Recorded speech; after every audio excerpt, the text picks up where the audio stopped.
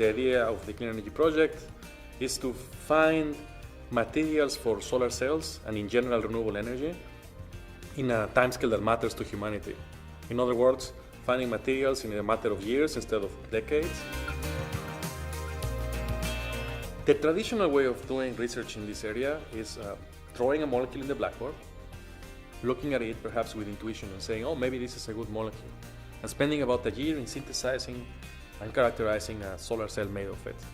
And sometimes it's hit or miss. It has taken a while, many thousands perhaps of human years around the world, to come up with 3 or 4 or 5 molecules right now that can make solar cells about 10% efficiency. So what we did is basically say, well, can we use computers to actually generate more candidates that perhaps will be able to be 10 or 11% efficient? The World Community Grid allows us to calculate molecules in a scale that is unprecedented. If you turn on your computer, it's actually most of the time doing nothing. So what the World Community Grid does is basically unobtrusively use that computer time to actually carry out scientific calculations. It's imagine having your own supercomputer.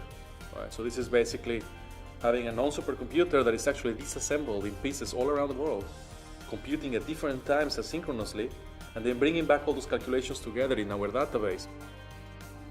Without World Community Grid volunteers, a lot of this important science just wouldn't get done. It would take several years of supercomputer time that's very expensive and hard to access. By running my research on World Community Grid, I've been able to screen more than 2.3 million molecules and find 35,000 of them that could potentially be highly efficient in solar cells. Thank you very much for contributing your computing power to World Community Grid and the Harvard Clean Energy Project. With your help and the help of many others like you around the world, my team and I at Harvard are able to continue our computational search for new materials for better solar cells. Thank you.